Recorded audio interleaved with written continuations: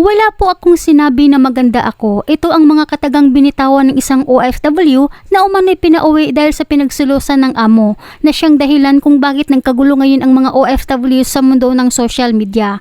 Pero ayon sa kakilala, sinungaling daw si Kabayan. Hindi di umano totoo na pinauwi ito ng amo. Gumagawa lamang daw di umano ito ng kwento para siraan ang kanyang employer. Narito ang buong detalye. Pero bago tayo magpatuloy, huwag kalimutan i-like, share, subscribe at pahit na rin ang kampana for more upcoming videos. Salamat! Matapos nga na mag-viral ang interview ni Kaagapay Kabong Concha dito sa isa nating kababayan na umano'y pinauwi ng amo dahil sa itsura, dinumog ito ng samut-saring komento. Marami ang napareact, ayaw maniwala na itsura ang dahilan. Gaya na lamang nitong ilang komento na below the belt na ang caption, kung saan kita pa ang mukha ni Kabayan. May caption ito na, "San banda ang ganda dyan?" Sa galaw pa lang, maniwala pa ako. Tas nahuli ng madam pinauwi. Meron din nag-caption na, kaya daw pinauwi kasi nagpapaseksi, hindi kay dahil maganda siya. Totoong kwento daw, talagang nagapang-akit daw siya sa amo niya na lalaki. Na naging sanhi kung bakit na-depress ngayon si Kabayan. Ani sa komento nito, wala po naman akong sinabi na maganda ako po. Humingi lang naman ako ng tulong sa OWA. Tama na po, nakakasakit na.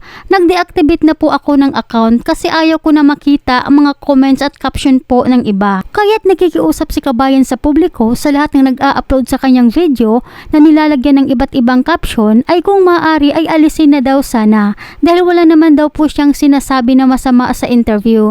Bakit kailangan pa daw magbato pa ng masasakit na istorya sa kanya? Matatandaan sa interview ni Kaagapay Kabong Concha na sabi ni Kabayan na sinasama umano siya ng kanyang among lalaki at minsan pa daw ay sinusundan na naging dahilan kung bakit siya gusto ihatid ng kanyang among babae sa agency.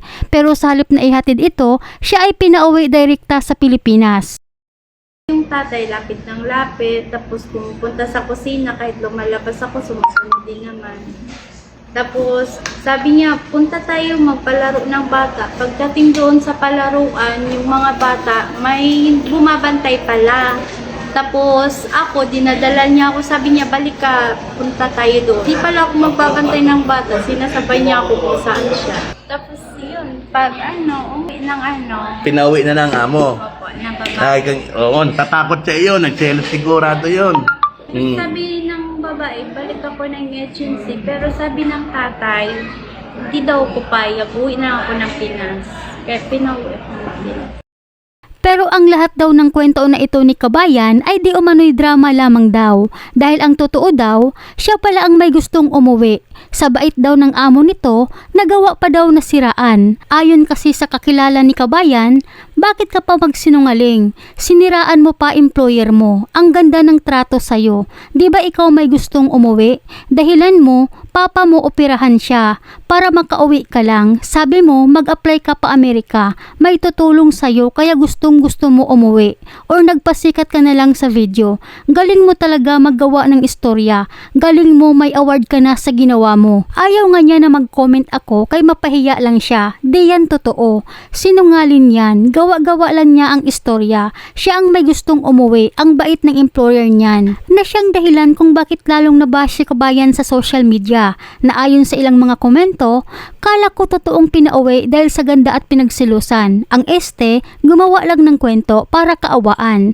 Dapat lang sa'yo i-bash at nasabihin ng amo mo kung makarating tong drama mo. Ako nahiya sa ginawa mo, kinarma ka tuloy. Ani pa sa isang komento, edi tama lang pala na binabash siya ng marami. Siya pala itong may kasalanan maganda nga sinungaling naman. Wake up pa ng isang OFW, kung di pa ito nag-viral, sirang-sira na naman ang mga kamil. Kaya iwas-iwasan gumawa ng kwento. Ikaw lang mapapahiya sa bandang huli. Pati pa si Kabong nabudol sa kwento mo. Kaya mag-ingat po tayo mga kababayan. Pag-isipan po natin ang bawat natin galaw at pananalita sapagkat ang anumang nasabi ay nasabi na at hindi na ito maaring bawiin.